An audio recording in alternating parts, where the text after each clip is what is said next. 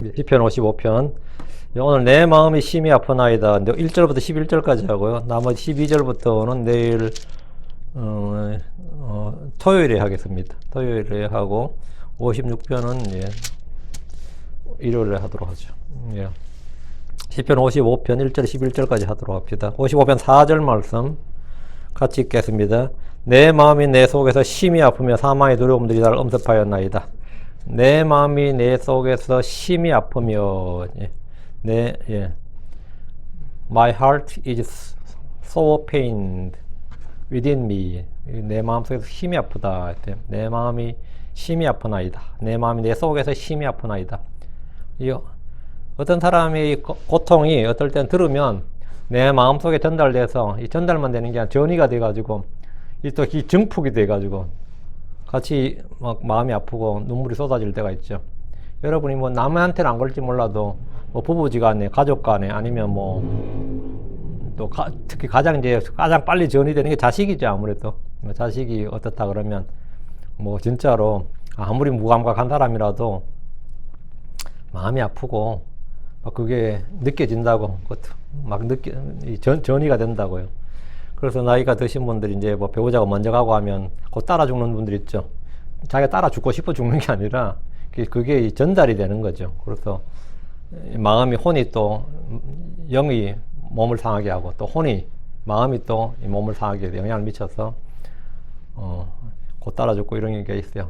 그런 경우가 있는데 우리 성경에도 지금 그런 내 마음이 내 속에서 심히 아프나이다. 다윗의 시에 이게 나옵니다. 시편 55편을 공부합니다. 이 시편도 보시면 느기노세 맞추 악장에게 마스길 다윗의 시 이렇게 되어 있는데 작자는 그러니까 다윗이죠. 느기노세 맞추 악장에게 이 말을 통해서 이제 이 시는 비파와 수군과 같은 현악기에 맞추어서 노래하도록 지은 시다. 이렇게 알 수 있습니다. 느기노시란 말이 이제 시편 150편 중에서 총 시편이 이제 150편인데 그 중에서 6편이 느기노세 맞추어 이런 말이 나와요. 마스길이라는 말은 교훈적인 시편으로 훈계와 묵상을 위한 시입니다. 이 시의 배경이 될 만한 역사적 사건은 표제어에 따로 언급이 되질 않아서 우리가 모르죠. 근데 이제 시의 내용을 이렇게 해서 이제 반대로 유출하는 거예요. 일반적으로 이제 이 시의 배경은 다윗이 아들 압살롬의 반역 때에 쓴 시일 것이다. 이렇게 추정을 하는 겁니다. 시편 55편을 쫙 읽어보니까 아마 그런 내용이다. 이렇게 생각을 하는데 이 시에는 셀라 7절과 99절에 셀라란 말이 2번 나오고요. 그 셀라란 말은 이제 재림의 문맥이라고 그랬죠. 어떤 이들은 이 시편이 이제 뭐 그런 거 알 게 뭐냐? 현재 나에게 주는 교훈이 무엇이냐? 현재 내가 배울 수 있는 그 뭐가 뭐냐? 현재 나에게 영적 유익이 뭐냐? 현재 이 시편이 나에게 주는 영적 교훈적 적용을 위해서 읽고 사용을 합니다. 그건 이제 한편의 설교가 되는 거죠. 그거 잘하면 이제 훌륭한 설교, 은혜로운 설교가 되는 거예요. 또 어떤 이는 이 모든 성경 구절들을 십자가의 그리스도에 적용하는 것이 복음적이라면 무조건 그런 주제로 설교를 하려고 합니다. 어떤 이는 그냥 다윗의 개인적인 사정, 역사적 사건을 해석하면서 다윗을 깊이 이해하면 나도 이제 그게 동화시켜가지고 다윗의 심정을 이제 내가 사이콜로지스트인데 내가 심리학자가 된 것처럼 다윗의 이때의 심정, 다윗이 아팠던 뭐 이렇게 막 분석을 하는 거예요. 그거 잘해도 또 뭐 한편 설교가 돼요. 다윗의 이 당시에 어떤 마음이었을까? 다윗의 마음을 배운다 뭐 이러면서 이때 보면 크리스천들이 전부 다 크리스천 사이콜로지스트예요. 남의 마음을 그냥 뭐 전지적 작가 시점에서 막 파악을 하고 다윗을 막 이렇게 저렇게 막 하죠. 꿈보다 해몽이 좋다 그러죠. 그렇게 해석을 해요. 해석을 많이 하고 특히 목사님들이 그런 일을 자주 합니다. 설교를 하려다 보니까 자기가 진짜 이 심리학자가 되는 거예요. 이 시편은 다윗 개인의 경험을 바탕으로 지은 시지만 이스라엘의 고난과 주 예수로의 재림을 모두 다루고 있습니다. 자, 본문을 봅시다. 자, 내용을 읽어보면 이거 내가 그동안 읽었던 시편하고 이 내용이 말하는 바하고 이 같은지 안 같은지 여러분이 이 시간 한번 점검을 해보시면 돼요. 1절 내 기도에 귀를 기울이소서 오 하나님이여 또 나의 간구하는 것에서 당신을 숨기지 마소서. 다윗은 어려움과 고난, 시험과 고통 중에 주께 기도하며 내 기도에 귀를 기울이소서 오 하나님이여 있죠. 평소 다윗은 기도응답을 많이 받았고 주께 기도하면 들으신다는 사실을 확신했습니다. 그건 다윗의 시편에 곳곳에 나옵니다. 다윗은 심지어 하나님과 대화가 가능했던 인물입니다. 내가 치리까 말리까 주니까 직접 이렇게 음성으로 말을 했어요. 이런 식의 그 대언자로서 다윗은 주님과 직접 대화가 가능했다고. 근데 왜 이런 기도를 하는 겁니까? 이 기도는 완전 그런 거하고 좀 동떨어졌죠. 시편에 나오는 기도를 위한 기도는 주께 응답을 촉구하는 그런 기도입니다. 기도의 길을 기울여달라는 것은 즉각적인 기도 응답을 원하는데 주께서 아무런 응답이 없는 것 같기 때문입니다. 이것은 환난 중에 있는 이스라엘의 기도입니다. 그들은 그 환난 중에 말이에요. 아니 고난을 받을 때, 아니 시험을 받을 때, 징계를 받을 때 아무리 기도를 해도 때가 찰 때까지 주의 응답이 없습니다. 언제까지? 때가 찰 때까지 응답이 없어요. 금식을 하든 뭐라도 소용없어. 때가 찰 때까지 응답이 없습니다. 예를 들어서 포로기 70년 동안 유대인들은 아무리 기도해도 70년 동안 해방은 있다 없다? 없어요. 70년이 차야 돼요. 70년은 징계를 수용하고 납작 엎드려야 된다고. 그냥 기다려야 된다고요. 그들은 날수를 채워야 되며 날수를 채워야 해방이 되고 고향 예루살렘으로 돌아갈 수 있습니다. 그럼 나이 많은 사람들은 바벨론에 죽는 거죠. 그럼 그 아들이랑 그 손자 세대가 가는 거라고요.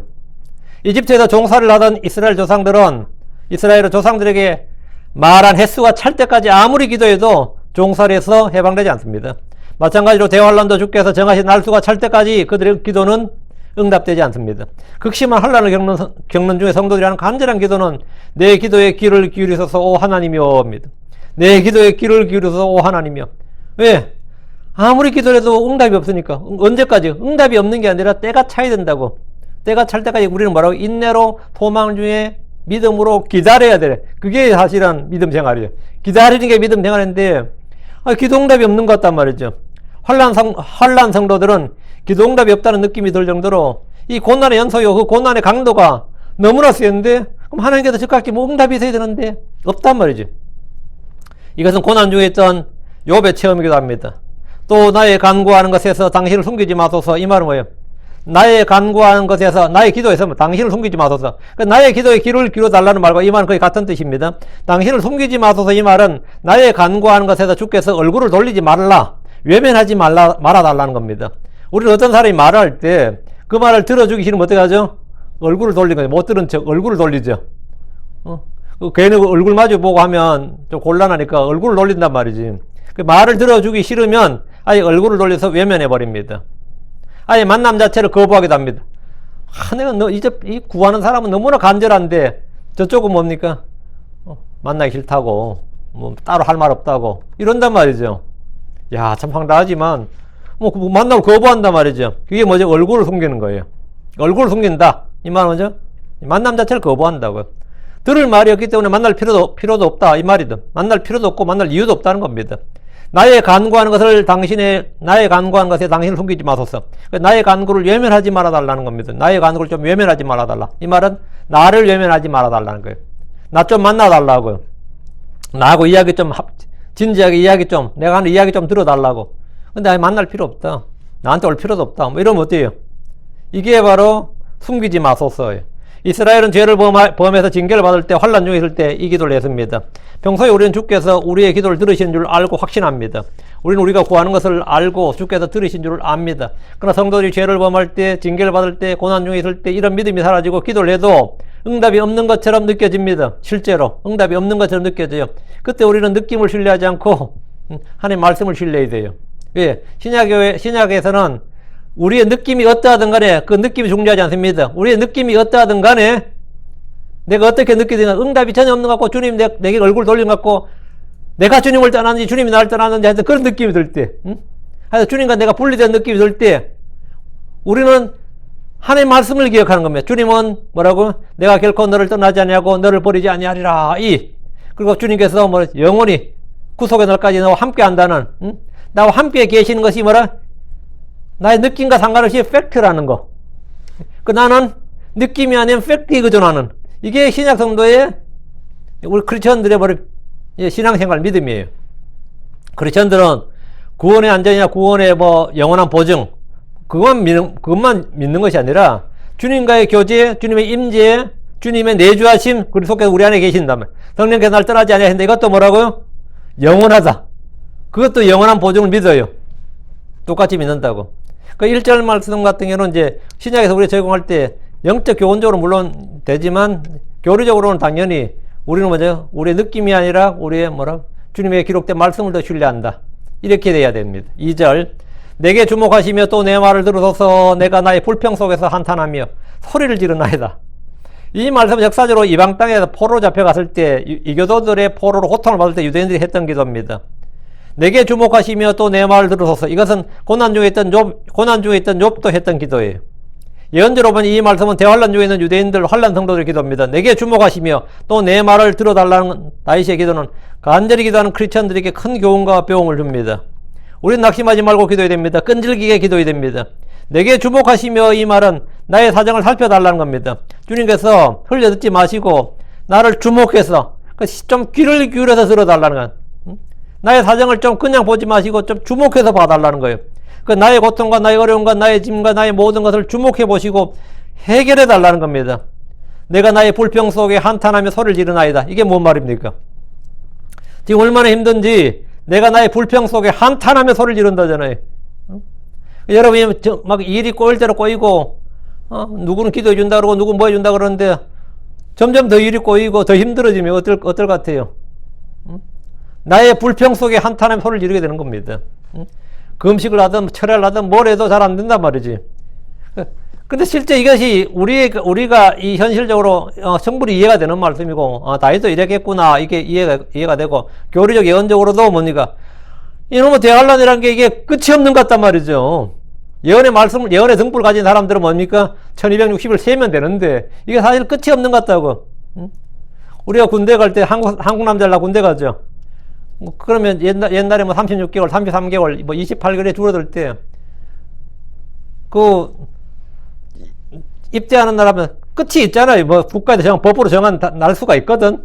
날수가 있는데도 끝이 없는 것처럼 느껴진다고. 응? 끝이 없는, 신병들에게는, 신병들은 그냥 고참들도 그래요. 야, 그날이 올까? 이런 말 하거든요.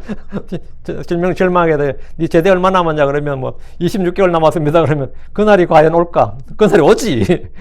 그날이 오는데 그 대환란이 얼마 남았습니까? 지금 이제 42개월 남았는데 그날이 올까? 이게 불신의 말인데 그날이 올까? 너무 고통스러우면 내가 나의 불평 속에 한탄하며 소리를 지르나이다.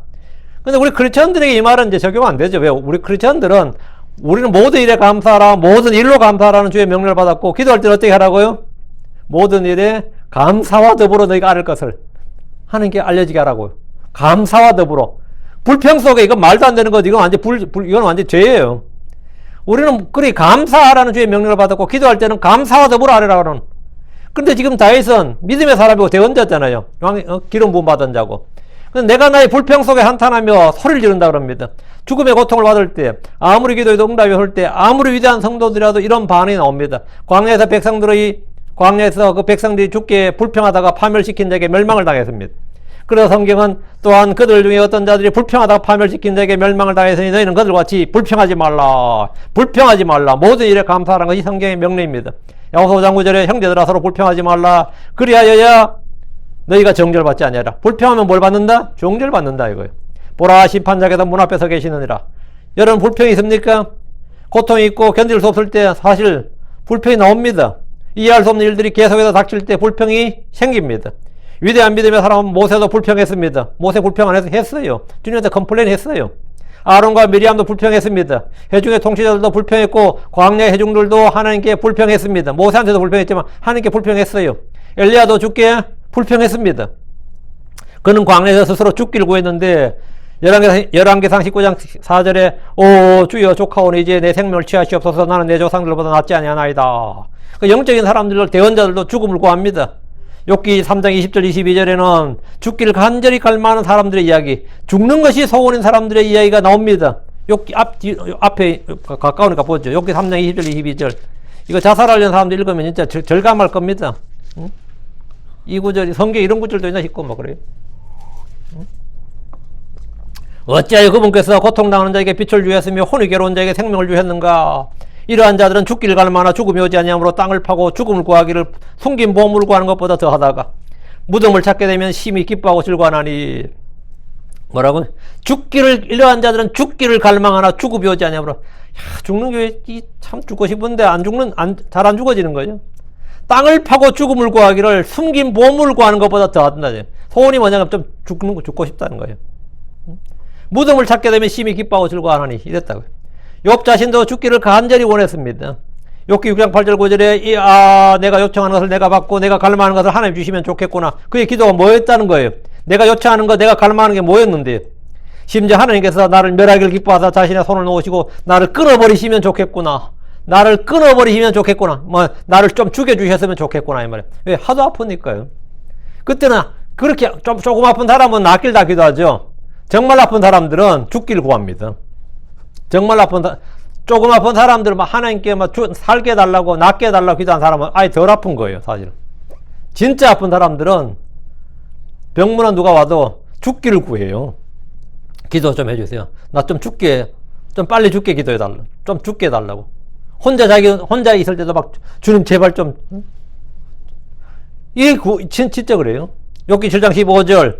그러므로 내 생명을 택하느니 차라리 숨이 막히는 것과 죽는 것을 택하나이다. 생명보다 뭐라고요?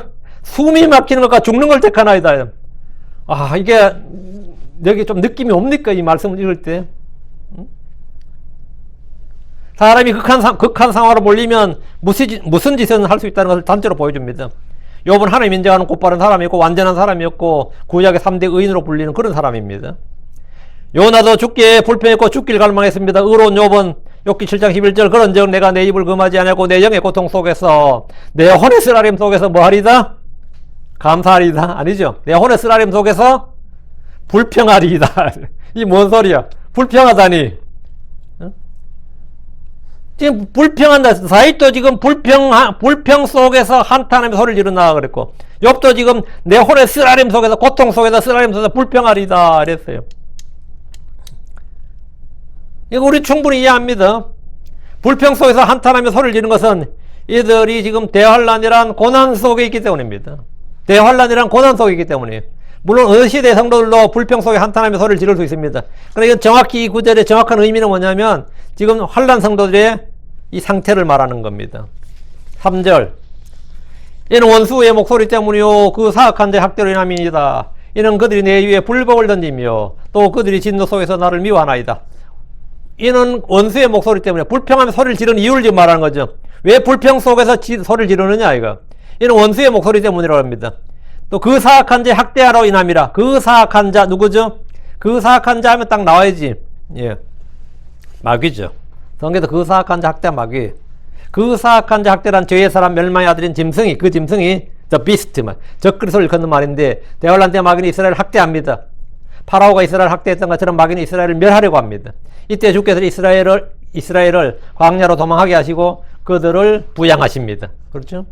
다시 3절 이는 그들이 원수 그 사악한 자 이는 그들이 내 위에 불복을 던지며 또 그들이 진노 속에서 나를 미워하나이다. 내 위에 불복을 던진다. 이게 뭐예요? 여기서 말한 그들은 원수와 그 사악한 자를 말하는데 앞에 나온 사람들을 받은 거죠. 그들이 내 위에 불복을 던졌다. 이런 그들이 내 위에 불복을 던졌다. 이게 뭔 말 같아요? 무슨 뜻인 것 같아요? 내 위에 불복을 던진다. 사악한 자들은 성도들에게 불복을 강요하는 겁니다. 뭘로? 법으로, 제도로. 법으로, 제도로, 간섭으로, 아니면 이 다수결의 압력으로, 여론으로 이 불복을 강요해요. 현재 우리 미국에 살면서 이 불복을 강요, 이 원수들이 지금 교회에 불복을 던지는 거예요. 그 불복을 던지는 게 뭐죠? 교회도 동성애자들한테 뭐 하라? 결혼식장으로 개방하라. 그거 안 하면 차별금지법으로 건다, 이거는. 동성애를 죄라고 말하지 마라. 우리 진리를 말해야 되는 동성애를 죄라고 말하면 뭡니까? 혐오금지법, 차별금지법, 증오법, 해가지고, 헤이트리 스피치, 이런 거 다 걸려요. 예. 그럼 나는 진리를 행하고, 의를 행하고, 주의 법을 행하려고 하는데, 그게 뭐가 되는 거죠? 이 사회의 법에 따르면, 이 국가의 법에 따르면, 불법이 되는 거예요. 내가 양심에 따라, 신앙에 따라 사는 것이 불법이 된다고. 참 희한하게도. 그들이 불법을 내 위에 던진다는 말이 뭐냐면, 이 약한 현 세상은 성도들에게 의롭게 사는 것이 다 불법으로 만들어버린 거예요. 의를 행하며 사는 것이 다 불법이 된다고. 내가 의를 선포하면 그게 뭐가 되는 거죠? 불법이 돼요. 여러분이 무슬림 경제를 들고 설치면 아무 문제 없어요. 그걸 박해한 사람이 뭐가 된 거죠? 무슬림 박해자가 돼가지고 감옥 가요. 여러분이 성경을 들고 설치 뭐가 되는 거죠? 증오 유발자가 됩니다. 이거 아주 희귀한 이야기죠. 그러니까 증오법, 증오법, 증오금지, 차별금지 정말 좋은 법안이죠. 근데 악한 현 세상은 정치, 경제, 사회, 문화, 법, 언론, 교육, 스포츠 등 모든 걸 통해서 성도들에게 불법을 강요합니다. 그럼 우린 전부 입장으로 가만히 있어야 돼요. 잘못하면 뭐 된 거죠? 차별주의자, 인종차별이 아니야. 그들이 우리를 종교차별하는데 우리가 종교차별주의자가 되는 거예요. 우리가 인종차별주의, 성차별주의자 뭐 이런 게 되는 거예요. 그 내용을 보면 전부 다 우리 위에, 내 위에 불법을 던지는 겁니다. 예수를 믿으라고 하는 것이 죄가 되고, 거리 설교가 불법이 되고, 동성애가 죄라고 하면 그것이 죄가 됩니다. 의회와 법원은 동성애를 합법화시킴으로써 크리스천들을 범죄자의 불법자로 만들어버렸습니다. 진리를 말한 것을 혐오 조장이라고 함으로 불법을 내 위에 던집니다. 이는 그들이 내 위에 불법을 던지며 이 말씀대로 기도하는 것이 불법이 되고, 예배를 드린 것이 불법이 되고, 주 예수를 말한 것이 불법이 되도록 하는 것이 마귀의 뭐다? 정책이에요. 이 사회, 이 나라의 법이라고. 마귀의 사역자들은 세상의 모든 분야에서 이런 일을 하고 있습니다. 다시 3절. 또 그들이 진노 속에 나를 미워하나이다. 세상은 예수를 미워했듯이 그분의 제자들, 성도들을 미워합니다. 자, 대할란 때는 어떨 것 같아요? 짐승 형상에 경배하지 않는 것이 불법이야. 짐승의 표를 받지 않는 게 뭐죠? 불법이라고. 사실은 그걸 파는 게 불법인데 안 하는 게 뭐라? 불법이라고. 그래서 그들이 내 위에 몰려든다고? 짐승 형상에 경배하라. 이마에 표를 손해나 이마에 표를 받으라. 뭐 이런단 말이죠. 그들이 내 위에 불법을 던진단 말이에요. 그들이 내 위에 이게 불법을 던진다는 의미를 알겠죠? 불법을 뭐 한다? 강제한다, 강요한다. 그렇지 않으면 살지 못하게 하는 거예요. 세상은 이스라엘을 미워하고 크리스천들을 미워합니다. 특히 세상과 타협하지 않는 크리스천들, 성경을 문자 그대로 믿는 크리스천들은 기독교 근본주의자라며 무슬림 근본주의자와 같은 테러 분자들로 그렇게 분류를 합니다. 그들이 진노 속에서 나를 미워한다는 것은 계시록 12장 4절, 13절, 16절, 17절에 잘 나옵니다. 계시록 12장 17절 용이 여자에게 진노하여 그녀의 시중에 남은 자들 곧 하나님의 명령들을 지키고 예수로의 증언을 가진 자들과 전쟁하려고 가니라. 용이 여자에게 진노하여, 이 여자가 이스라엘입니다. 용이 이스라엘에 진노하는 거예요. 그녀의 시중에, 그 이스라엘 자녀들 중에서 남은 자들, 그 소수의 남은 자들이죠. 소수의 남은 자들, 이기는 자들, 남은 자들과 하나님의 명령들을 지키고 예수로의 증언을 가진 자들, 이들이 성경에 이기는 자들, 남은 자들이죠. 남은 자, 렘넌트라고 해요. 렘넌트. 남은 자들과 하나님의 명령들을 지키고 예수로의 증언을 가진 자들과 전쟁하려고 가니라. 전쟁하려고 한다, 이 뭐예요? 말 안 들으면 죽인다, 이거예요. 이때 마귀, 사탄인데, 성도들과 전쟁한다고요. 여러분 지금 의로 인해 미움을 받고 있습니까? 그것은 여러분이 세상에 속하지 않았다는 증거고 세상에서 하나님 택함을 받았다는 증거입니다. 여러분을 누가 자꾸 왕따시키고 내가 너무나 상처를 많이 받아요. 그럼 어떨 것 같아요?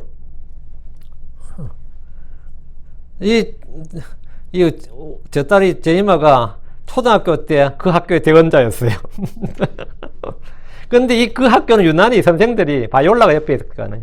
바이올라 교수 딸, 뭐 이런 사람들, 크리스천들이 많았어요. 공립학교인데도 성경학교 반이 있었어요. 도서관에서. 매주. 응? 공립학교인데. 근데 이제 말 나올 것 같으니까 이제 얼마 지나니까 없어지더라고. 저희 아이들 다닐 때 공립학교인데 그 학교는 성경 공부, 바이블 클래스 반이 있었어요. 그 정도로 교양부터 시작해서 다 크리스천 거의. 다 그랬어요. 근데 크리스마스는 가짜다, 완전한 가짜다, 이걸 반에서 막 떠들고 다닐 것 같아요. 그 담임 선생님이 지금도 기억나네. 그 백인 할머니인데, 그 목사님 따님이야, 그분도. 불러다가. 야, 다 전부 다 아니는데, 니 혼자 왜 그러냐? 입을 다물는데 상처를 굉장히 많이 받았어요. 나도 좀 걱정이 되더라고. 이게 너무 제가 막 그냥 가서 배운 대로 막 이야기하니까, 야, 니가 지금 너희 반사 대원자인데 핏발 엄청 받겠구나. 근데 그 선생님도 그러죠. 자기 아빠도 목사고 자기도 어릴 때도 교회 다는데 미국에 전부 다 크리스찬, 누구도 크리스찬이 그런 말 하는데 니는 왜 그러냐. 니는 왜 그런 말 하냐, 학교 와서. 막 이랬다는 거예요. 그래서 제 이모가 또 그때 또 가만히 있어요.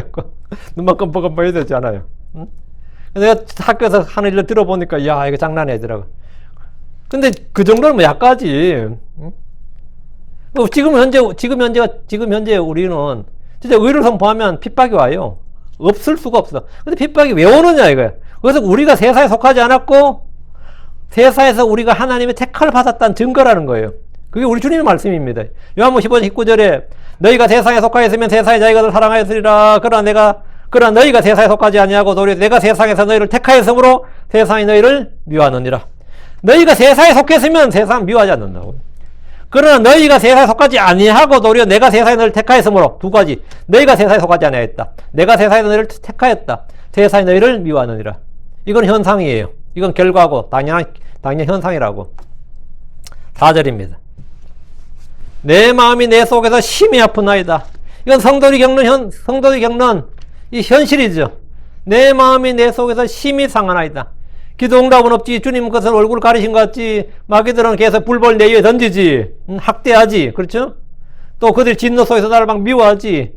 그럼 우리 트라우마 걸리지 않겠어요? 웬만하면. 내 마음이 내 속에서 심히 아프나이다. 또 사망의 두려움들이 내게 떨어졌나이다. 앞에는 영적, 심적인 문제죠. 내 마음이 내 속에서 힘이 아프나이다. 이거는 영적, 심적인 문제, 정신적인 문제잖아요. 뒤에 또 사망의 두려움들이 내게 떨어졌나. 이건 뭐죠? 신체적, 물리적 위협을 받는 거예요. 이건 신체적, 육체적, 물리적 위험을 지금 느끼는 거라고.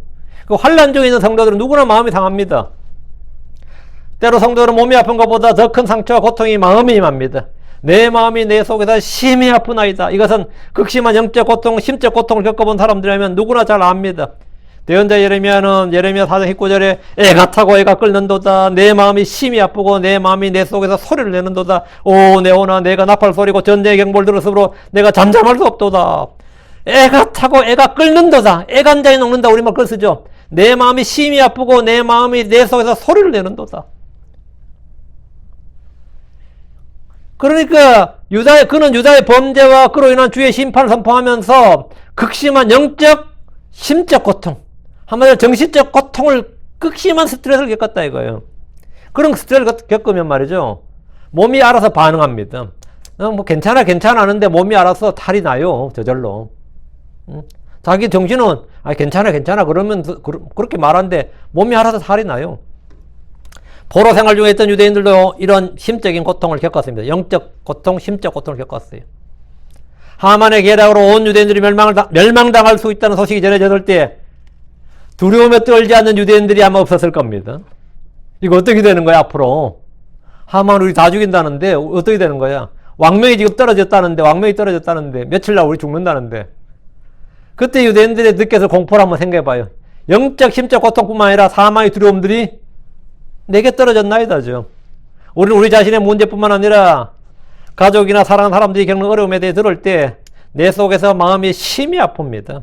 아픔과 슬픔과 고통이 내 마음에 전달되어서 내 속에서 증폭되는 그런 경험을 해본 적이 있을 겁니다. 최소한 한두 번 해본 적이 있을 거예요. 그런 인생 안 살았다면 그 사람이 무감각하거나 지금 인생 진짜 엉망으로 산 거예요. 잘 산 거 아니에요. 그런 게 없을 수가 없습니다. 대환란 때 쫓기는 유대인들, 이 땅에 살게 될 의인들의 고통을 생각해 보십시오. 그들은 시편에 있는 대로 시편 18편 4절에 탐함의 고통이 나를 둘러싸고 경건치 아니한 자들의 홍수가 나를 두렵게 하나이다. 이 말이 저절로 나옵니다. 시편 116편 3절에도 탐함의 고통이 나를 에워쌌으며 또 지옥의 아픔이 나를 붙들어나이다. 내가 고난과 슬픔을 만났나이다.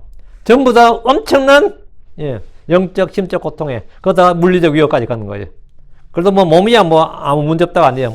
몸으로도 지금 뭐라고요? 신체적 위협이 지금 닥친 거예요. 다시 4절.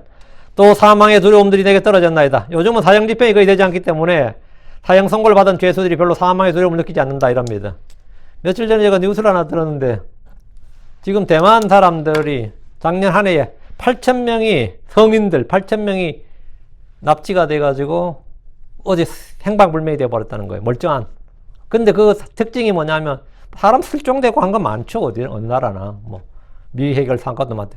그냥 멀쩡한 사람 전부 다 직업 구하러 갔는데 그래 됐다는 거예요. 그 이제 조사를 해봤더니만 일단 직업 월급을 꽤 많이 주는 그 광고를 보고 간 사람들인데 그게 전부 다 미끼였던 거예요. 전부 다 캄보디아로 끌려가서 일하다가 장기 적출당하는. 그래가지고 이게 어떻게 된 일이 했더니만 이 중국이 코비드 때문에 중국에서 막 그 장기적 투자들이 많아져 막 공급되다가 코비드 봉쇄 정책으로 해서 이게 잘 안 돼가지고 이쪽 일장들이 이쪽 대만의 루트를 뚫어가지고 사람을 모집해가지고 그렇게 한 거예요. 그럼 나라가 뒤집어지는 거죠. 8,000명이라는 게 얼마나 많은 숫자예요. 그게 밝혀진 게 8,000명이야. 근데 한 명이 어디 탈출을 해서 그게 나온 거예요. 탈출을 해서 이제 이게 알려진 거예요. 그래가지고 지금 국제조사위원회 만들어야 된다 그러고 캄보디아도 해야 된다고 지금 막 되는데, 야, 저도 이게 지금 뭔 소린가 싶더라고요. 응? 이게 대체 뭔 소린가? 이 사망의 두려움이랑, 그런데 거기 붙들려 간 사람들은 느껴서 사망의 두려움을 한번 생각해 봤어요. 응? 사망의 두려움. 예전에 사형 선고를 받은 사람들은 그 순간 사망의 두려움에 떨었습니다. 예전에 홍콩 자유화법, 홍콩 민주화법 그런 거 있었죠. 그 홍콩이 격렬하게 반대했을 때, 그 중국 공안들이 주는 겁 중에 하나가 중국으로 본토로 붙들려 가면 장기 적출해버린다 그 말이었다잖아요. 가장 무서운 말, 가장 무서운 위험. 응? 그냥 감옥 산다 그게 아니라, 이 공안들이 한번 위협을 가할 때, 중국 본토로 붙들려 가고 싶냐? 홍콩에 그 붙들려 가면 어떻게 되는지 아냐? 이 한마디에 그냥 다들 넋이 나왔다는 거예요. 이 21세기에 죽음의 위기에 놓인 사람들이 제일 하는 말이 뭐죠? 제발 목숨만 살려주세요잖아요. 제발 목숨만 살려달라고 애원하는 것은 죽는 것이 가장 무섭기 때문입니다. 본문이 말하는 사람의 두려움은 사망의 고통이라는 두려움인데, 내 속에서 마음이 아픈 정도에서 그치는 것이 아니라 물리적으로 육체의 생명의 위험을 느끼고 언제든지 죽임을 당할 수 있는 그런 상황에 놓여 있다는 겁니다. 초대교회 기독교 신자들이 그랬고, 중세의 성경 신자들이 캐톨릭교회 마녀 사냥을 피해서 도망다닐 때 그랬고, 프랑스에서 캐톨릭교회에서 사냥당하던 위군노 교도들이 그랬고요. 대환란 때 예수의 믿음과 하나님의 명령들을 지키려는 모든 사람들에게 사망의 두려움들이 떨어집니다. 그 사망의 두려움들이 떨어져요. 문자 그대로. 이게 그냥 정신적 영적 그게 아니라 문자 그대로 사망의 두려움들이 떨어지는 거예요. 짐승의 표를 받지 않고 그 형사에 경배하지 않는 자들은 사망의 두려움이 그냥 떨어지는 거죠. 그들을 죽인 일은 마귀에게 뭐가 된 거죠? 마귀의 사역자들에게는 하나님의 비즈니스예요. 그건 하나님의 사역이라고, 하나님의 일이라고 주장한다고. 사망의 두려움이 내게 떨어졌다는 말은 나를 대적하는 죽음의 공포, 사형 선고를 받았다는 말입니다. 우리는 이것을 현재 자신에게 영적으로 적용해서 죽을 것만 같은 삶의 고통과 어려움 등으로 생각하고 이제 그렇게 적용하고 해석할 수 있습니다. 그런데 적용이에요. 크리스천들은 죽음을 두려워하지 않고 오히려 더 좋은 것이라고 합니다. 우리 교리적으로 말하면 성도들은 죽음을 두려운 것이 아니라 뭐라고? 더 좋은 것이라 그래요. 죽는 것은 뭐라고? 얻는 것이다. 죽는 것은 훨씬 더 나은 것이다. 몸을 따라 주와 함께 있는 것이 훨씬 더 좋은 것이다. 이렇게. 주 안에서 죽는 자는 복되다. 성도의 죽음은 존귀한 것이라고 합니다. 이게 신약의 크리스천들의 죽음에 관한 교리예요. 그럼 막상 현실에서 죽음을 직면하게 되면 사망의 두려움들이 내게 떨어집니다. 응? 사망의 두려움이 내게 떨어져요. 사도 바울도 우리 속에 죽음의 선고를 받았으니 이렇게 했는데, 이런 환경이나 사정이 생기는 것은 우리가 자신을 신뢰하지 말고 주님만 신뢰하도록 하기 위해서 주님께서 주신 환경이에요. 오늘 우리에게 주는 거는. 근데 지금 본문에서 말하는 사망의 두려움들이 내게 떨어졌나요? 이 말은 그런 영적 의미가 아니라 문자 그대로 물리적, 신체적, 육체적 사망의 두려움이 떨어졌다 이 말이에요. 5절입니다. 두려움과 떨림이 내게 임하였으며 또 공포가 나를 압도하였나이다. 말씀 읽을 때 이게 뭔지 알겠죠? 다의 개인 이야기에 적용할 문제가 아닌 거죠. 두려움과 떨림이 내게 임하였으며 또 공포가 나를 압도하였나이다. 크리스천들에게는 세상을 이기는 화평이 있습니다. 주께서 주신 평안과 주님의 기쁨이 있습니다. 이 평안은 우리 마음을 다스립니다. 하나의 화평이 내 마음을 다스리게 하라 그랬잖아요. 그러나 대환란 성도들은 크리스천들이 누리는 그런 기쁨과 화평이 마음속에 있다 없다? 없습니다. 그들은 세상에 시작된 이래로 경험해보지 못한 큰 환란을 겪습니다. 우리가 쉽게 말해서 고난 환란이지 이것은 상상을 초월하는 초자연적인 재앙의 연속입니다. 특히 믿는 자들이 겪을 고통은 너무나 극심합니다. 우리 주께서 마가복음 13장 20절에 주께서 그 날들을 짧게 하지 아니하셨다면 어떤 육체도 구원을 받지 못할 것이로되, 어느 정도의 고난인지 알겠죠? 살아남을 사람이 없다는 거예요. 주께서 그 날들을 짧게 하지 아니하셨다면 어떤 육체도 구원을 받지 못한다. 살아남지 못한다 이 말이에요. 또 마태복음 24장 21절에 그때 큰 환란이 있으리니, 큰 환란, Great Tribulation이 있으리니 말이에요. 세상이 시작된 이래로 이때까지 그런 환란이 없었고 이후에도 없으리라. 그러니까 이 말씀, 이 환란은 두려움과 떨림으로 임합니다. 공포가 사람을 압도합니다. 우리는 예언적 교리적 진리를 정확히 알고 현재 우리의 삶에 영적 교훈적 적용을 할 수 있습니다.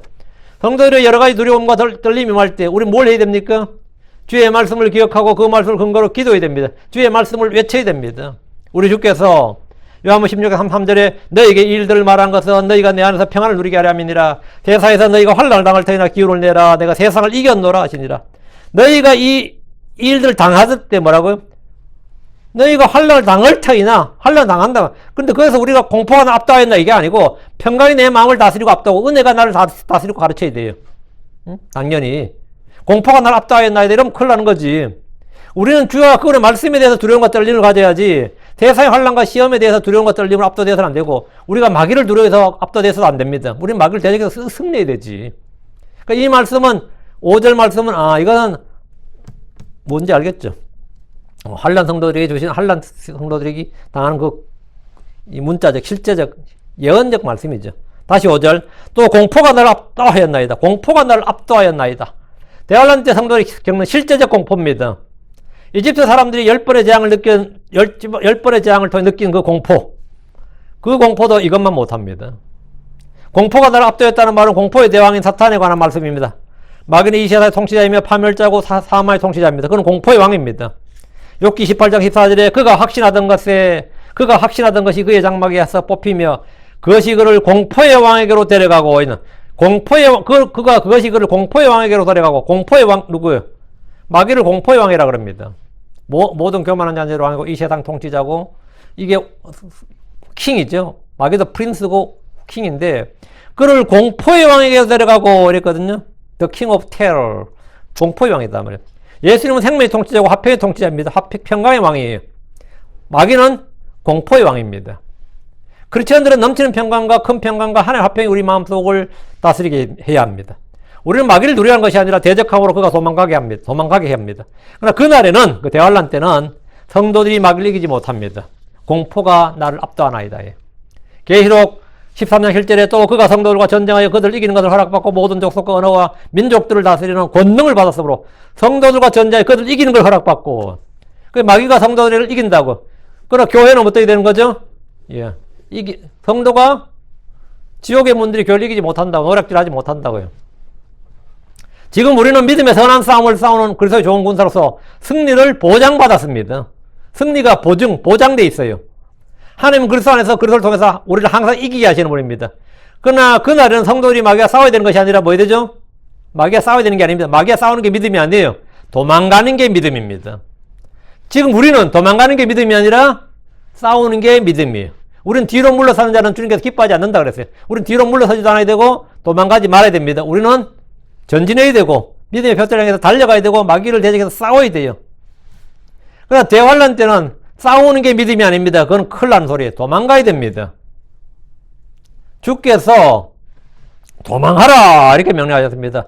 주께서는 독수리 날개들을 사용하셔서 그들을 광야로 도망하게 하시고 거기서 그들을 부양하십니다. 사마의 공포가 나를 압도했다는 것은 다윗의 개인적 체험, 이스라엘의 역사에 적용할 수 있겠지만 정확한 본문의 의미는 대환란 때 성도들이 공포의 왕인 사탄으로 인해 겪는 두려움이에요. 공포의 왕인 사탄으로 인해 겪는 두려움. 6절입니다. 그러므로 내가 말하기를 내가 비둘기같이 날개가 있다면 여기서 느낌표 치고 그러면 내가 멀리 날아가 안식하리라. 내가 비둘기같이 날개가 있다면 내가 멀리 날아가 안식할 수 있었을 텐데 안식할 수 있을 터인데 이 말이죠. 물론 날개가 없으니까 멀리 날아가지 못하지만 날개가 있다면 이렇게 내가 멀리 날아가 안식하리라. 다윗은 맞서 싸워 이기자고 외치는 것이 아니라 믿음으로 싸우자, 믿음으로 승리하자, 정복하자 이게 아니다 말이죠. 지금 도피하고 싶어 하죠. 이건 구약 성경의 믿음도 아니고 구약 성도들의 믿음도 아니고 신약의 크리스천들의 믿음도 아니에요. 이것은 전사 다윗이나 승리자 다윗과는 사뭇 거리가 먼 내용이죠. 물론 우리는 여기서 다윗의 인간적 약함이나 본래 모습으로 이해하고 적용할 수 있어요. 설교한다면 저는 그렇게 설교할 겁니다. 다윗도 이렇게 피난처가 필요했고 도피처가 필요했고 안식이 필요했던 사람이다. 우리도 이런 지치고 낙심될 때 뭐 어떻게 된다 이런 식의 설교할 수 있어 없어요? 할 수 있고 그 설교로 충분히 은혜를 누리게 할 수 있습니다. 그리고 충분히 좋은 설교를 할 수 있어요. 설교 시간은 당연히 그런 식으로 설교할 겁니다. 근데 지금 여기는 강해니까 강해는 뭐냐? 본래 본문의 그 본문 의미를 좀 더 정확하게. 본래 본문의 의미는 뭐냐? 그건 적용이고 본래 본문의 의미는 지금 싸우자 이기자고 한 것이 아니라 다윗이 뭐 한 거죠? 피하고 싶어 하죠. 이 다윗이 말한 이 피하고자 이건 지금 소수의 남은 자들 이 구약 성도들도 아니고 신약 성도도 아니고 이런 환란 성도예요. 환란 성도들은 뭐다? 도망가야 되고 피해야 된다고. 주님께서 환난 성도들이 베푸신 은혜는 뭐겠어요? 독수리 날개로 광야로 피하게 하는 겁니다. 도망가게 하는 게 하나님의 역사고 은혜예요. 싸워서 이기게 하는 게 하나님의 역사가 아니고 도망가게 하는 게 뭐라고요? 하나님의 보호하신 은혜예요. 누구나 고난이 닥치면 견디고 이기는 것보다 피하고 싶은 마음이 사실 있습니다. 뭐 저도 그런 게 있어요. 엘리야는 갈멜산에서 위대한 승리를 냈지만 그 다음날 이세벨의 그 위협에 죽여버린다니까 두려움을 느끼고 광야로 쏜살같이 도망을 쳤습니다. 광속으로 도망을 쳤어요. 모세는 파라오에게 자신의 살인 행각이 들키자 미디안으로 도망갔고, 다윗 역시 사울 왕을 피해서 블레셋으로 도망쳤고, 아들 압살롬으로 해서 요르단강을 건너서 도망갔습니다. 크리스천들 역시 육신을 입은 연약한 모습을 보일 때가 많이 있습니다. 그때 이런 시편의 구절을 가지고 내가 비둘기같이 날개가 있다면 그러면 내가 멀리 날아가 안식하랴 이렇게 말합니다. 그럼 뭐 충분히 이해하죠. 본문의 교리적 예언적 의미는 대환란 때 성도들이 독수리 날개를 받아서 광야의 처소로 도망을 가는 겁니다. 그 계시록 12장 14절에 그 여자가 큰 독수리의 두 날개를 받았으니 이것은 그녀가 광야 곧 그녀의 처소로 날아가 거기서 그 뱀의 얼굴을 피하여 한 때와 두 때와 반 때 동안 양육받게 하랍니다. 광야 곧 그녀의 처소로 날아가. 주님께서 독수리 날개를 주셔서 그 광야 곧 그녀의 처소로 날아간다. 그 비둘기 같이 날개 있다면 아니라 지금 이스라엘은 뭐가 되는 거죠? 광야 그때는 독수리처럼 날개가 있는 거예요. 본문의 그 교리적 의미에 이게. 크리스천들 중에 성경 주석들을 가지고 구절히 공부하지만 어떤 시편 주석에도 이런 내용을 볼 수 없을 겁니다.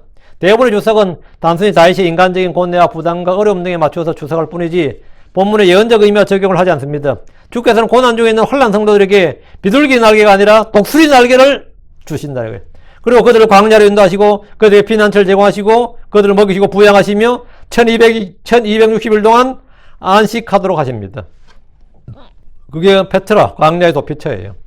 크리스천들로서 우리는 이렇게 말하면 안 되죠. 6절처럼 말하면 안 되죠. 크리스천들로서 우리는 이렇게 말하면 안 되고 우리는 도망자가 아니라 싸워서 이기는 승리자, 정복자가 되어야 됩니다. 우리는 요서처럼 저들은 우리의 빵이니 이렇게 말해야지. 그렇게 말이죠. 주께서 세상을 이기셨기 때문입니다. 주께서 우리에게 승리를 주시기 때문입니다. 우리는 멀리 도망쳐서 안식하는 것이 아닙니다. 우리는 멀리 도망친다고 안식이 있는 게 아니에요. 우리는 주께서 주시는 안식을 누리고 주 안에서 안식을 찾아야 됩니다. 성도들이 안식을 찾는 방법은 독수리 날개를 받아서 아니면 비둘기 날개를 받아서 광야로 멀리 도망쳐서 안식을 얻는 게 아니고 뭐예요? 우리가 안식을 얻는 방법이 있잖아요. 마태복음 11장 28절 29절에 수고하고 무거운 짐진 모든 자들아 너희는 내게로 오라 내가 너희에게 안식을 주리라. 나는 마음이 온유하고 겸손하니 너희 위에 내 멍을 메고 내게 배우라. 그리하면 너희가 너희 혼을 위한 안식을 찾으리니. 답 나왔죠? 우리는 날아가서 멀리 도망가서 광야로 도망가서 안식을 얻는 것이 아니라 은혜의 왕자 앞으로 달려가서 안식을 얻어야 됩니다. 그리고 주님께 배움으로써 주님께 내게 오라. 그러니까 우리는 주님의 은혜 왕자 앞으로 달려가야 돼요. 주님께서 오라고 했으니까 가는 거지. 그럼 안식을 얻는다고. 그리고 주님께 배움으로써 주님의 멍에를 메고 배움으로써 뭐라고요? 혼을 위한 안식을 찾습니다. 그러니까 6절 말씀이 이게 크리스천들이 적용할 때는 이렇게 적용할 수 있는 게 아니구나. 이게 알 수 있죠. 예. 7절입니다. 7절입니다. 보라 그때 내가 저 멀리 훌쩍 떠나 광야에 머물리라. 셀라. 다윗은 비둘기처럼 날개있다면 저 멀리 훌쩍 떠나 광야에 머물겠다고 합니다. 광야에 머물면 안 되지. 우리는 크리스천들은 광야에 머물면 안 되고 이제 환난 성도들은 광야에 머물러야 되고 산으로 도망가야 되고 광야로 머물러야 되고 도망가야 된다고. 물론 우리는 이런 구절을 통해서 다윗의 개인적인 고통과 어려움이나 지침, 낙심 등을 충분히 이해할 수 있습니다. 인간적 고뇌 이런 식으로 해석할 수도 있고 설교할 수도 있어요. 그리고 우리도 이런 경험을 하기 때문에 충분히 동조하고 우리도 이런 말을 할 수 있습니다. 근데 이 본문에 우리가 주목할 것은 셀라란 말입니다. 시편에서 이 말은 단순한 음악 용어가 아닙니다. 셀라가 무슨 뜻인지는 저도 참 많이 물었고 또 어느덧 제가 이제 짬밥이 올라갔지. 많은 사람들이 저한테 물었어요. 저도 질문을 참 많이 받은 셀라가 무슨 뜻이에요, 이거. 셀라는 기도나 이 시편에 멈춰서 들으라 이런 뜻입니다. 포우즈란 뜻이에요, 포우즈. 잠깐 일단 멈춤이란 뜻입니다. 잠깐 쉼 이런 뜻이에요. 이 말은 주로 절의 마지막 부분에 나오는데 앞에 말씀을 강조합니다. 우리가 신약 성도들은 셀라란 말 안 쓰죠. 크리스천들은 셀라란 말 안 쓴다고 뭐 쓰죠? 아멘 하죠. 구약 성도들이 시편에서 셀라란 말은 신약 성도들이 아멘 한 말과 거의 같습니다. 이 말은 뭐냐면 독자들에게 내가 방금 선포한 주의 말씀을 잠시 멈추어서 깊이 생각하라. 잠시 멈추어서 묵상하라. 잠시 멈춤. 그 잠시 멈추어서 뭐 교훈을 받으라. 그게 셀라예요. 이게 이제 문자적 의미고, 이 단어가 나오는 구절은 거의 예의 없이 재림의 문맥입니다. 보라, 그때 내가 저 멀리 훌쩍 떠나 광야에 머물리라 셀라. 이 말씀은 적그리스도의 통치 아래서 고통을 받는 환난 성도들의 소원이에요. 환난 성도들의 소원은 예루살렘에 가는 게 아닙니다. 광야로 가서 뭐 하는 거야? 머무는 거예요. 광야. 그들이 광야로 도망가서 안식을 얻고자 하는 소원대로 광야로 도피할 수 있도록 하나님께서 큰 독수리 날개를 주시는 겁니다. 그래서 계시록 12장 6절에 그 여자가 광야로 도피하니라, 이거 하는 은혜죠? 이게 하나의 보호하시는 은혜라고요. 싸워서 이기는 게 아니라 광야로 도피하니라. 거기에 하나님께서 예비하신 한 천소가 그녀에게 있으니 이것은 그들이 1260일 동안 거기서 그녀를 먹이게 하려 하심이더라. 또 계시록 12장 14절 그 여자가 큰 독수리의 두 날개를 받아서 이것은 그녀가 광야고 그녀의 처소로 날아가 거기서 그 뱀, 큰 용, 옛뱀, 그 뱀, 마귀, 사탄, 그 뱀의 얼굴을 피하여 한때와 두때와 반때 동안 양육받게 하라 합니다라. 광야로 가서 뭐 한다? 예, 안식을 얻는다 이거예요. 이제 교리적 예언적 의미는 파악이 됐죠? 그럼 우리 자신에게 이 구절을 영적 교훈제로 적용할 수 있습니다. 우리는 어려움을 겪을 때 모든 사람들, 모든 사건들로부터 잠시 떨어져서 숨을 수 있는 기도의 골방이 필요합니다. 내가 너무 힘들고 어려울 때 사람들 만나면 일이 더 꼬여요. 그때 기도의 골방으로 들어가서 주님을 찾으라고, 은밀히 계신 주님을 찾으라고요. 또는 세상과 떨어진 광야에 머물 필요가 있습니다. 기도와 말씀 묵상, 우리 주님과의 교제를 위해서 광야가 필요한 때가 있습니다.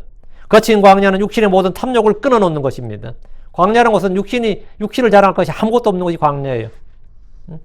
거친 광야는 육신의 모든 탐욕을 끊어놓습니다. 주께서 이스라엘에게 젖과 꿀이 흐르는 땅을 주시기 전에 광야를 통과하게 하셨듯이 모든 성도들은 복된 영적 생활을 하기 전에 광야를 통과할 필요가 있습니다. 자, 이런 것은 영적 적용이에요. 이건 설교할 때 주로 하는 말씀이에요. 그래서 뭐 광야의 배움의 학교, 뭐 광야의 고난의 학교, 뭐 이런 설교하면 제목부터 그럴싸하지 않습니까? 좋지. 그거는 이제 설교 시간에, 예, 주일 설교를 할 때는 이제 주로 그런 쪽으로 하죠. 예. 우리의 개인적인 삶과 이게 필요할 때니까요. 지금 우리는 본문 강해니까 본문하고 이렇게 8절입니다. 8절.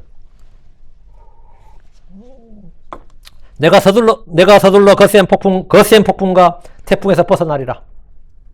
지금이 왜 도망가겠다는 거예요? 지금 여기가 뭐죠?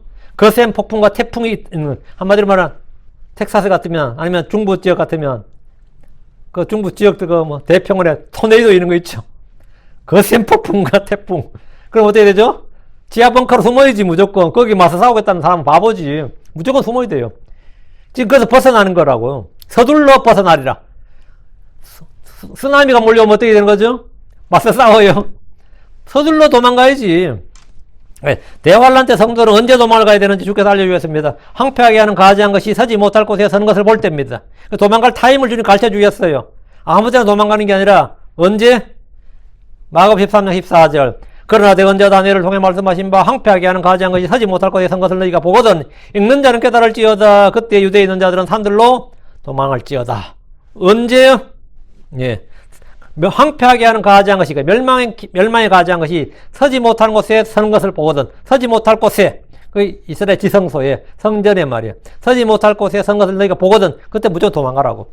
유대인들은 유대 성전에 멸망의 아들 죄의 사람이 서는 걸 볼 때 즉시 도망을 쳐야 됩니다. 이게 하나님께서 주신 사인, 도망갈 휘슬이 울리는 거예요. 경보 사인이에요. 사이렌이라고. 이때 그들은 급히 서둘러야 됩니다. 유대에 있는 자들은 산들로, 예루살렘에 있는 자들은 무조건 예루살렘 밖으로 도망가야 돼요. 시골에 있는 자들은 그리로 들어가서는 안 됩니다. 또 한 가지 눈에 보이는 것은 예루살렘이 군대들에게 에워싸이는 겁니다. 누가복음 21장 20절에 너희가 예루살렘이 군대들에게 에워싸이는 것을 보거든 그것의 황폐함이 가까이 이른 줄 알라. 예루살렘이 군대들에 에워싸인다. 역사적으로 몇 번 있었죠. 바벨론이 둘러싼 적이 있었고, 아시리아가 둘러싼 적이 있었고, 또 로마가 둘러싼 적이 있었고, 있죠. 십자군 전쟁 때 이런 일이 있었고, 그 예루살렘이 군대들에게 에워싸이는 걸 보거든. 그럼 예루살렘 시민들은 히스기야 때처럼 싸워야 되는 게 아니라 뭐 해야 되는 거죠? 도망하라고요.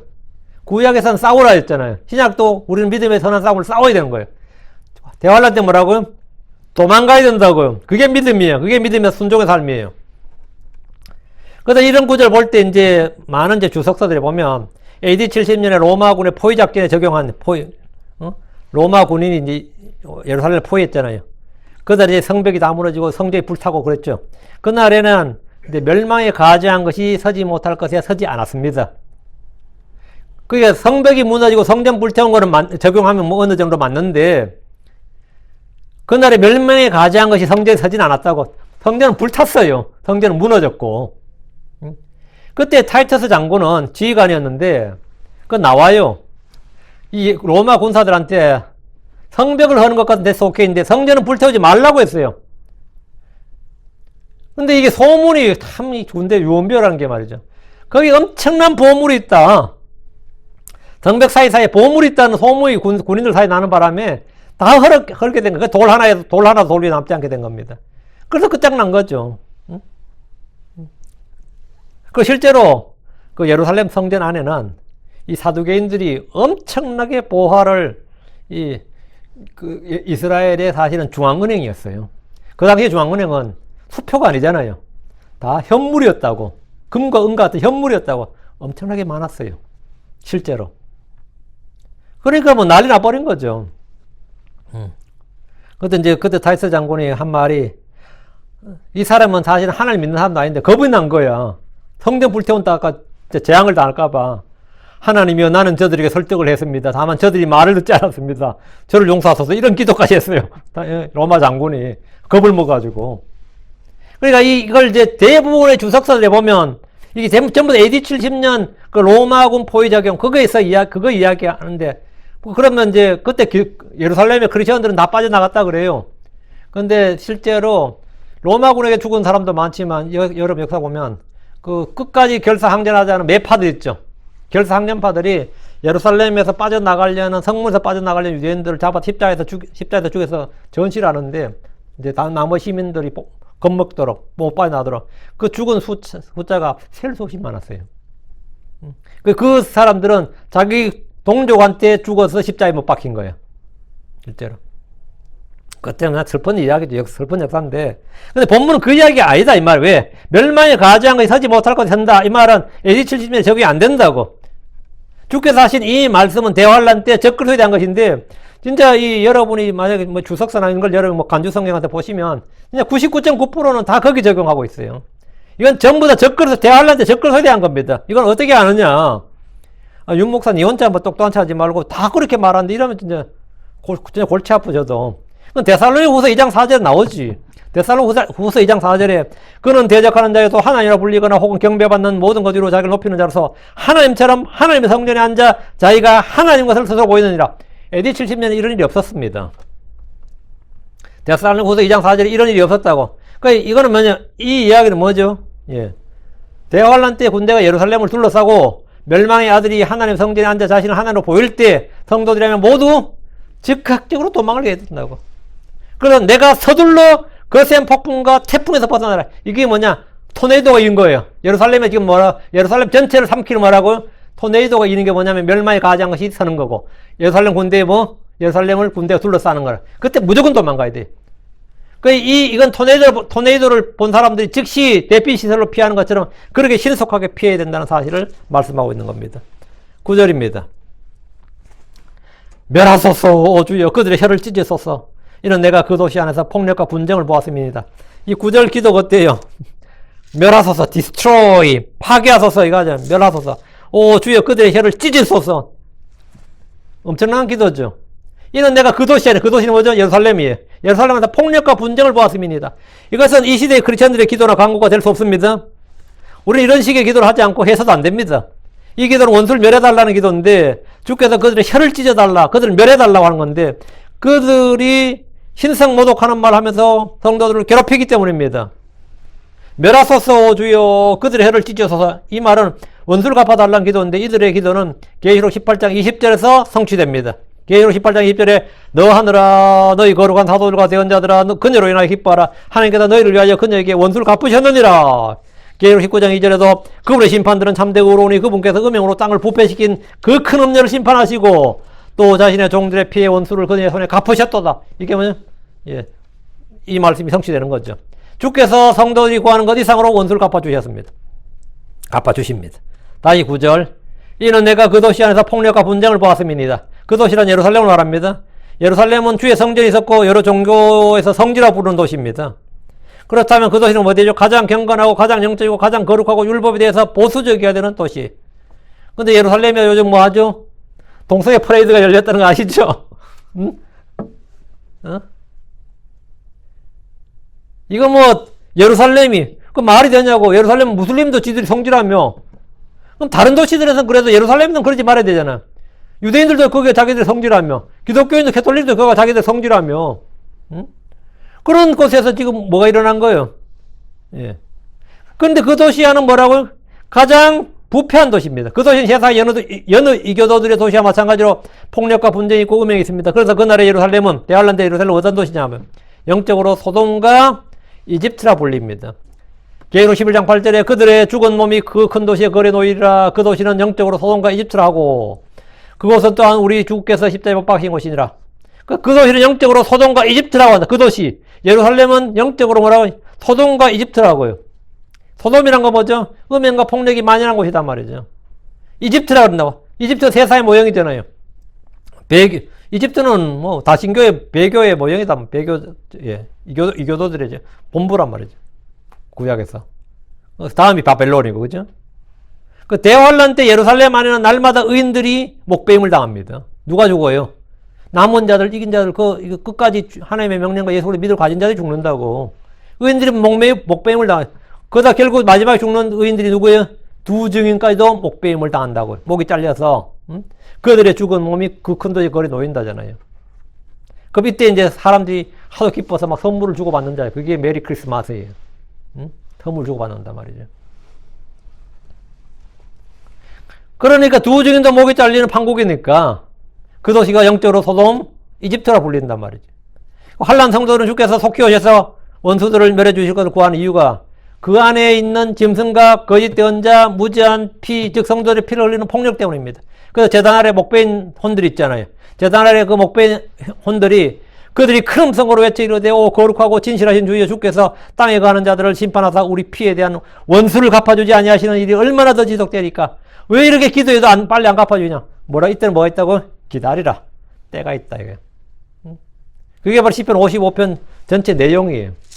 그렇게 울부짖고 기도 막 죽고 이렇게 하는데 왜 내 기도에 귀를 기울이시고 내 간구하는 것에서 이게 1절, 2절 이게 전부 다 이걸 배경으로 하는 거죠. 그러니까 주님께서 뭐라? 그냥 기다리라 이거예요. 때가 차야 된다고. 그들의 불법이 차야 되고 때가 차야 된다. 그냥 기다리고 인내해야 돼요. 10절입니다. 다시 55편의 10절. 밤낮으로 그들이 그 도시의 성벽 위에서 도시를 두루 다니나이다. 그들이 누구예요? 원수들이 말이에요. 마귀의 졸개들이 말이에요. 왜? 짐승표를 받지 않는 놈들 죽이고, 말하는 놈들 죽여야 되잖아요. 주 예수의 정을 가진 놈 죽여야 되고, 또한 해악과 슬픔이 그곳에 한가운데 있나이다. 마귀가 그 일꾼들을 울부짖는 사자처럼 의인들을 찾아 죽이겠어? 울부짖는 사자처럼 먹이를 찾아다니는 거예요. 그래서 그 도시의 성벽 위에서 도시를 두루 다닙니다. 아직 도망하지 못한 성도들을 죽이기 위해서입니다. 또한 해악과 슬픔이 그곳에 한가운데 있나이다. 의인들이 다 죽어나가는데 당연한 거죠. 그 예루살렘 안에 있는 폭력과 살인과 음행으로 인한 해악과 슬픔이 거기 있다 이 말입니다. 뭐 해석이 아주 쉽죠. 이 틀만 딱 잡아놓으면 해석은 그냥 들어오죠. 말씀이 11절 사악함이 그것에 한가운데 있나이다. 그렇죠? 그 사악한 자, 더 위키드. 그 사악한 자 어디 있어요? 성전에 있잖아요. 사악함이 그것에 한가운데 있나이다. 예수님 다스리면 뭐가 된 거죠? 하나님의 의가 그 한가운데 있나이다. 된 거죠. 지금은 대할란데는 사악함이 예루살렘 한가운데 누가 있어요? 예, 그 사악한 자가 있다고. 멸망의 아들이 있다고. 죄의 사람이. 사악함이 그것에 한가운데 있나이다. 속임과 간과함이 그녀의 거리들을 떠나지 아니하나이다. 당연하죠. 언제까지? 주님께서 짐승과 거짓된 자를 불못에 던질 때까지 속임과 간과함이 그녀의 거리들을 떠나지. 그녀의 거리들은 예루살렘의 거리들을 떠나지 아니하나이다. 이 말이에요. 그 사악한 자 마귀가 예루살렘 한가운데 있기 때문에 이 말이 나오는 겁니다. 속임과 간과함이 예루살렘의 거리들을 떠나지 않는다는 것은 거기가 악의 거처단 말이에요. 마귀의 거처고 용의 처소단 말이에요. 그 하늘에서 내려온 용과 그의 천사들도 오게 되면 거기가 마귀의 거처가 되었고 예루살렘의 시민들은 죽임당한 자 빼고는 다 마귀 들린 자일 겁니다. 다 마귀 들린 자일 겁니다. 마귀는 그 사악한 자입니다. 그는 속이는 자입니다. 그는 에덴에서 간교함으로 여자를 속인같이 지금도 앞으로도 속임과 간교함으로 이 세상 사람들을 멸망으로 이끕니다. 주께서 친히 오셔서 그들을 불못에 던져 넣기까지 사악함, 속임, 간감이 결코 예루살렘의 거리들을 떠나지 않습니다. 이걸 이 도시를 됐지, 이렇게 부패하고 더러운 도시, 소돔과 이집트 같은 이 도시를 어떻게 해야 되느냐? 주님 오셔서 주님이 뭐 해야 된다? 그걸 다 멸하시고 정화시켜야 돼. 깨끗하게 해야 된다고. 주님께서 심판의 피로 깨끗하게, 피는 피로서 깨끗하게 돼요. 그래서 주님께서 피로서 그들을 깨끗하게 하는 거예요. 그리고 나서 주님께서 거기에 왕국을 세우시고 이제 의의 왕자가 놓이는 거지. 그게 평강의 주께서 다스리는 그 의의 왕국, 평강의 왕국. 그게 하늘의 왕국입니다. 여기까지 11절까지 하고 12절은 to be continued. 계속해서 이어집니다. 이 말씀이 계속 이어지거든요. 이 말씀이 이제 한 번에 다 못해서 이어서 하는 거니까 뭐 속 같아서 그냥 매일 해도 빨리 끝을 봐버리면 좋겠는데 일주일에 3번도 적은 건 아니에요. 인기 드라마도 일주일에 보통 2번 하잖아요. 그죠? 10편 일주일에 3번 하는 게 적은 게 아니에요.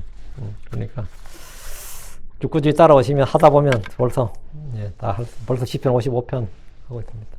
3분의 1 한 거죠. 150편까지 있으니까 3분의 1 정도 하고 있습니다. 기도합시다.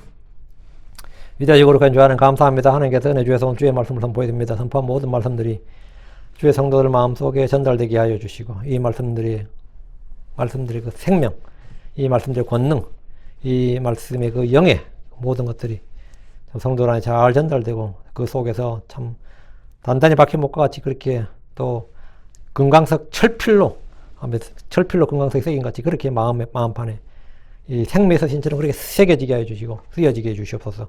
주의 성령께서 일을 하실 수 있습니다. 저에게 새 마음을 주시고 새 영을 부어 주시옵소서. 신선한 기름 부음이 넘치게 해 주시옵시고 하나님의 말씀을 읽을 때마다 저희 눈을 열어 주시옵시고 들을 때마다 그 귀를 열어 주시옵소서.